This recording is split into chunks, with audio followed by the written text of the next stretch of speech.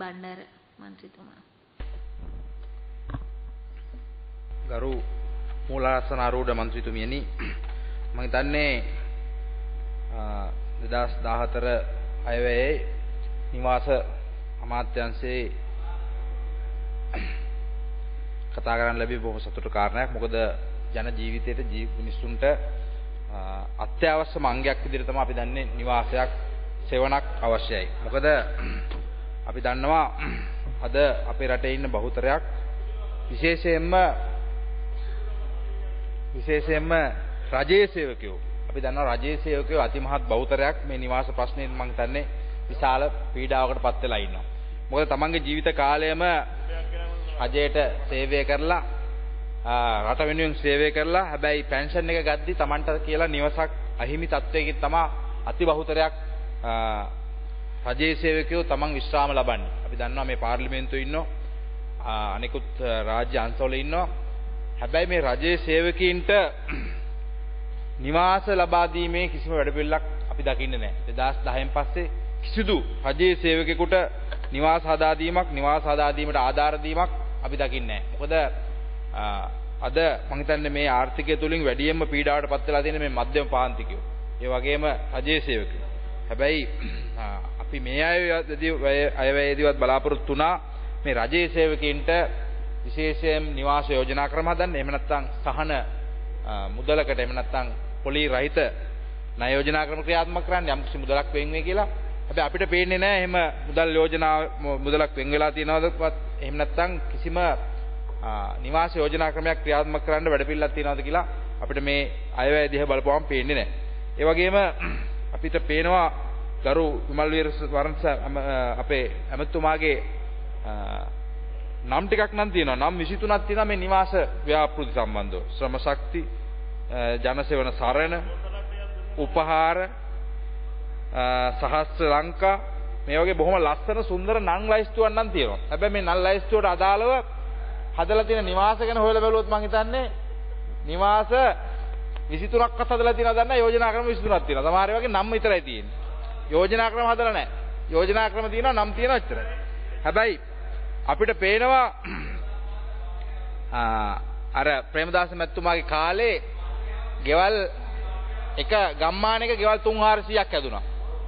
උදාගමක් කිව්වාම එතන ගෙවල් 3-400ක් හැදුනා. හැබැයි අද අපිට මේ අවුරුදු 3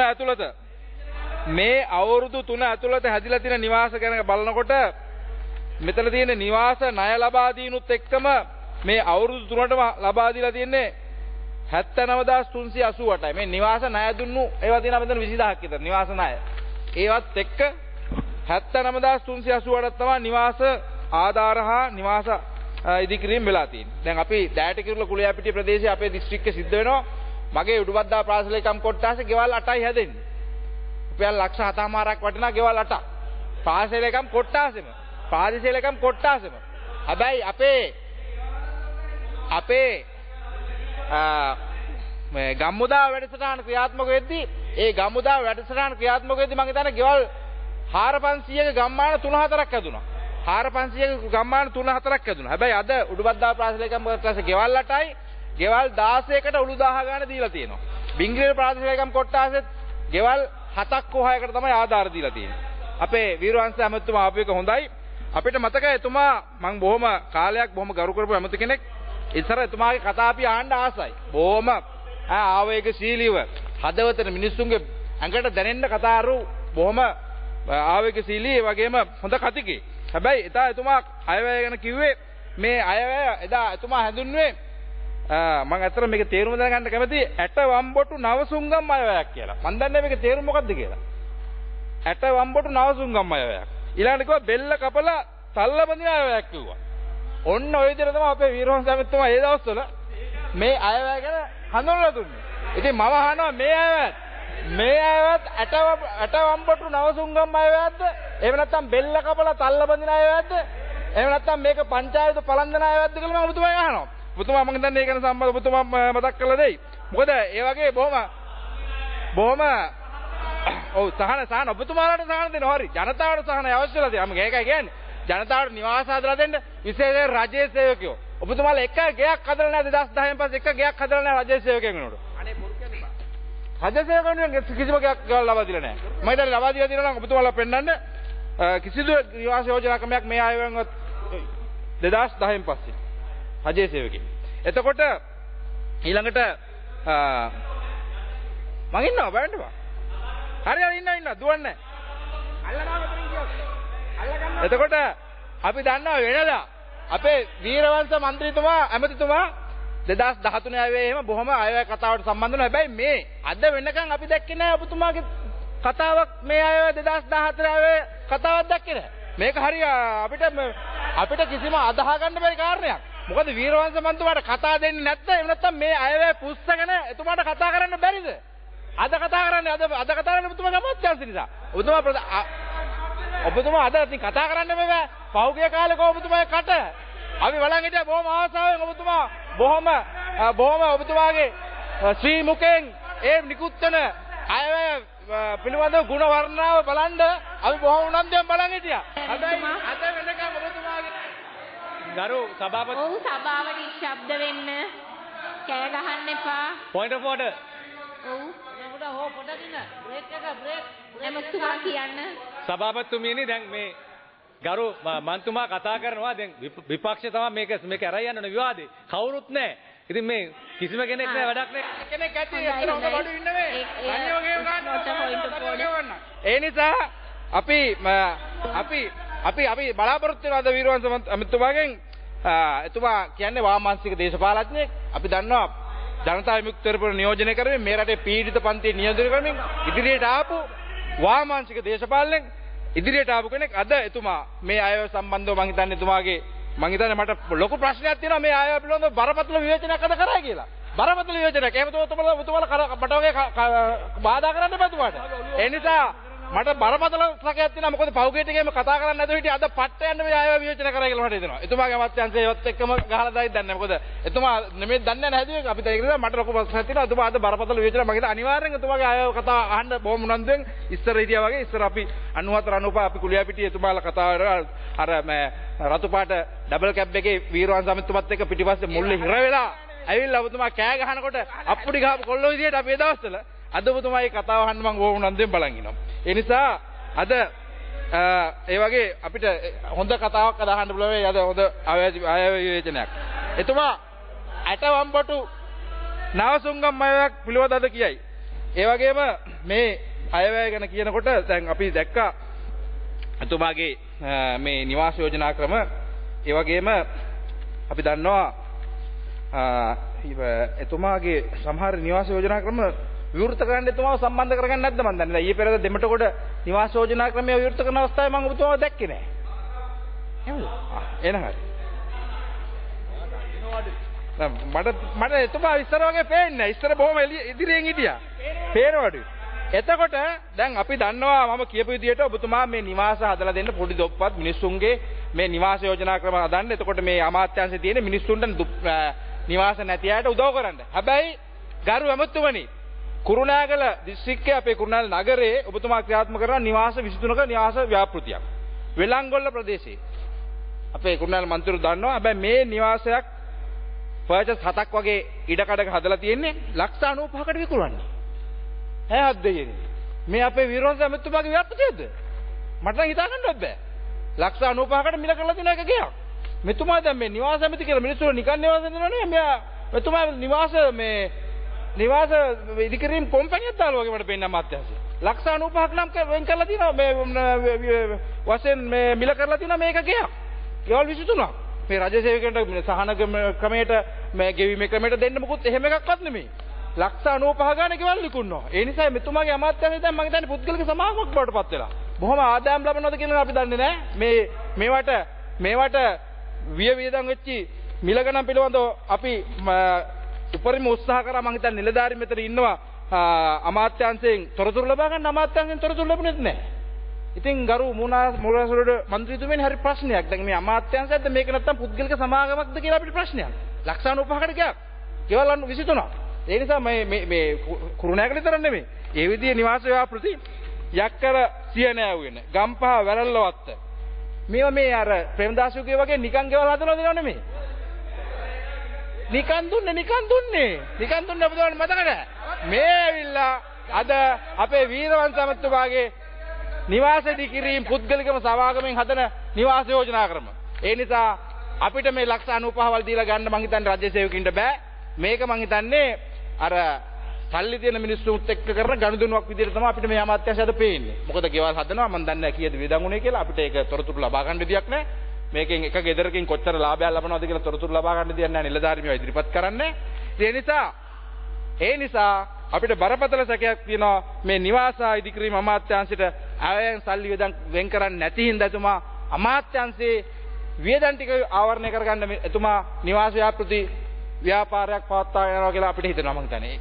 නැතුව අපිට වෙන කතා කරන්න දෙයක් නැහැ මේ සම්බන්ධව. මොකද මේ වගේ නිවාස ව්‍යාපෘති කරන එකකින් අපිට පේන්නේ එතුමාද ව්‍යාපාරිකයෙක් බවට පත් වෙලා අමාත්‍යාංශ ව්‍යාපාරික ආයතනයක් බවට පත් කරලා තියෙනවා කියන එක තමයි. ඊට අමතරව නුවර කළුගල ප්‍රදේශයේ සහ හන්තානේ කළුගල නිවාස 21ක සහ හන්තානේ නිවාස 100ක ව්‍යාපෘති දෙකක් ක්‍රියාත්මක කරනවා.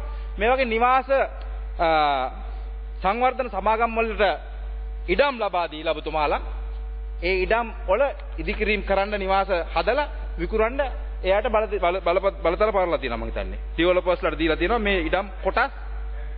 ඔබතුමා පැහැදිලි කරන්න මට විනාඩියක් දෙන්න. මේ අපි අංශ කීපයකින් මේ නිවාස වැඩපිළිවෙල කරනවා ගරු මන්ත්‍රීතුමා. එක අංශයක් තමයි ඔබතුමා ඔය කියන්නේ නිවාස අධිකාරිය සතු සුවිශේෂ තැන්වල පිහිටලා විශේෂයෙන්ම නාගරිකව ආසන්නව තියෙන වාණිජ්‍ය වටිනාකමෙන් ඉහළ ඉඩම් ඒවා අපි යොදා ගන්නවා පුද්ගලික අංශයත් එක්ක හවුල් නිවාස යෝජනා ක්‍රම කරන්න. ඒකෙදි තියෙන්නේ ඉඩමේ අයිතිය අපිට නිවාස අධිකාරියට. මට විනාඩියක් දෙන්න. අරය ආයෝජකයා ඒ වගේම ඉඩමේ සම්පූර්ණ වාණිජ්‍ය වටිනාකම අපිට යාගෙන් ලැබෙන්න ඕනේ. ලාභෙනුත් ආදායමෙනුත් 10% හෝ 12%ක මට හරියටම ගාන මත නැහැ. ඒ ලාභ ප්‍රතිශතය නිවාස අධිකාරියට ලැබෙනවා. ඒක ඇවිල්ලා මධ්‍යම පන්තිය ඉලක්ක කරගෙන යන නිවාස වැඩපිළිවෙල. ඒකෙන් ලැබෙනවා නම් යම්කිසි ලාභයක් ආදායමක් නැවත ඒක ආයෝජනය වෙන්නේ නිවාස අධිකාරිය හරහා අඩු ආදායම් ලාභියාගේ නිවාස කරන වැඩසටහන වෙනුවෙන්.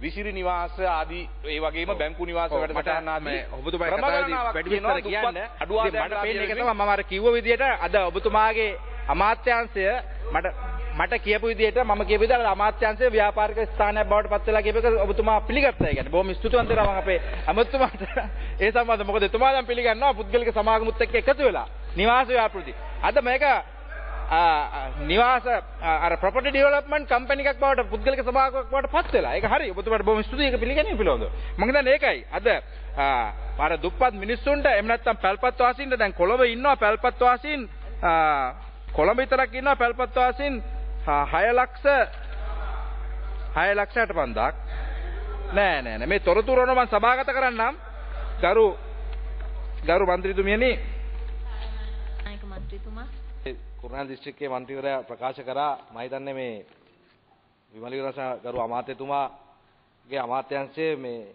පෞද්ගලික ආයතනත් එක්ක තමයි ගන්න. එතුමා පැහැදිලි කරා විශේෂයෙන්ම ගරු මන්ත්‍රීතුමනි වාණිජ්‍ය ඉඩම් වල තියෙන වටිනාකම අනුව තමයි ඒ විදිහට කටයුතු කරන්නේ කියලා. නමුත් මගේ මැතිවරණ කොට්ටාසේ මේ වෙනකොට ඇමෙතුමාත් ඇවිල්ලා මේ වෙනකොට නිවාස 63කට ආරම්භ කරන්න කටයුතු යොදලා තියෙනවා. ඔබතුමාගේ ආසනේ ගරු ප්‍රේමදාස මැතිතුමා අපේ ජනාධිපතිතුමා නිවාස හදලා තියෙනවා 10000කට වැඩිය. ලැජ්ජාන්තෝ කියන්න එපා. ගම්මුදාව ඔබතුමාගේ ආරම්භ වුණත් ඔබතුමාගේ ආසනේ ඒ නිසා ගෙවල් 60 65 ගැන කියන්න එපා තාරනාත් මන්ත්‍රීතුමා. ලැජ්ජාව කියන්නත් එපා. ඒ නිසා මෙන්න මම ඒ කාලේ අපි ඔබතුමාලගේ වයස ප්‍රශ්නයක් නැහැ නේ කරුණු දැනගන්න. අද ගියාම එන්න ඔබතුමා මාත් එක්ක අපේ බිංගිරි ආසනයේම තියෙනවා ගම්මුදා ගම්මාන 8ක් උඩුපත්දා කොට තියෙනවා 6ක්. ඕන තරම් ගන්න. වල්ලාදියා නැහැ එකක්වත්. වල්ලාදියා නැහැ බොහොම හොඳට ක්‍රියාත්මක වෙනවා. මේ තියෙනවා මෙන්න මේ සංඛ්‍යා ලේඛන මං ගාව තියෙනවා පැල්පත් නිවාස ලාභීන් 6,62,000 සමායින්ද 66232ක් ඔව්. බිඳුවක් වැඩි වුණා. 66232ක් තියෙනවා පැල්පත් වාසීන්. එතකොට මේ පැල්පත් වාසීන්ට නිවාස ලබා දීමට ඔබතුමාලට වැඩසටහනක් අද තියෙනවද? ඔබතුමාලා මොකද්ද කරන්නේ? අද පැල්පත් වාසීන් ඉන්න ඉඩම් ටික බහුජාතික සමාගම් වලට විකුණනවා. ඒ පැල්පත් වාසීන් ටික පාරට ඇදලා දානවා. අද ඒ පැල්පත් වාසීන්ගේ ඒ ඉඩමේ තියෙන වාණිජ්‍ය වටිනාකම ප්‍රයෝජනට අරගෙන ඒ පැල්පත් වාසීන් පාරට දාලා ඔබතුමාලා කරන්නේ ඒ ඉඩම් ටික බහුජාතික සමාගම වලට විකුණලා දාන එක විතරයි. ඒ නිසා අපිට පේන්නේ නැහැ ගරු විමල් වීරවංශ අපේ හිටපු වාමාංශික දේශපාලඥයාගේ අමාත්‍යාංශයෙන් කිසිදු ජනතාවට සුබසාධක වැඩසටහනක් එහෙම නැත්නම් ජනතා හිතවාදී වැඩසටහනක් වෙනවද කියලා. අඩුම ගානේ රජයේ සේවකින්ට, පැල්පත්වාසීන්ට, නිවාස නැති අයට අපිට පේන්නේ ඔබතුමාට සල්ලි දෙන්නේ නැතෝද ජනාධිපතිතුමා? එහෙම නැත්නම් ඔබතුමාට කරන්න සල්ලි ලබා ගන්න වැඩසටහනක් නැද්ද කියන එක අපි දන්නේ නැහැ. මම හිතන්නේ ඒ සම්බන්ධව ඔබතුමාගේ කතාවේදී මම හිතනවා ඔබතුමා සඳහන් කරයි කියලා හිතනවා. ඒ වගේම තවත් තියෙනවා කරුණු කිහිපයක් විශේෂයෙන්ම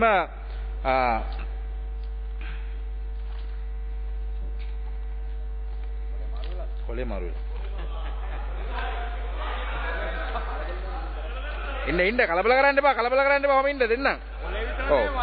එතකොට ඔබතුමාගේ SDNCC ආයතනය අපි දන්නවා අද බොහොම අභාග්‍ය සම්පන්න තැනකට වෙලා තියෙන්නේ. අපි දන්නවා සමහර මාර්ග යනකොට SDN බොහොම ප්‍රමාද වෙන පාලමක් තිබුණොත් හොයලා බැලුවොත් ඔන්න SDNCC එකෙන් හදන්නේ.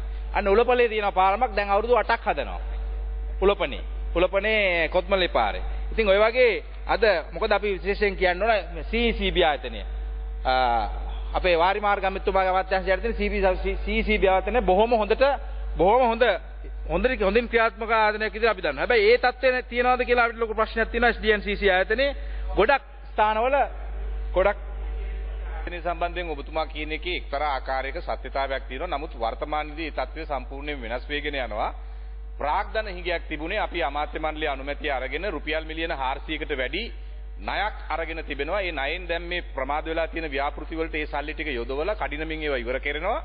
කලින්ට අදාළව ওই විවේචනයේ වළංගු භාවයක් තිබ්බත් මේ වන විට ඒ තත්ත්වය සම්පූර්ණයෙන්ම වෙනස් කරලා තියෙනවා කියන එක මම ඔබතුමාට කියන්න කැමතියි. හරි බොහොම ස්තුතියි. එතකොට ඔබතුමා දැන් පෞද්ගලික මැතිවරණවලදී අපි දැක්කා මේ නිවාස ෆෝම් බෙදනවා. නිවාස ෆෝම්.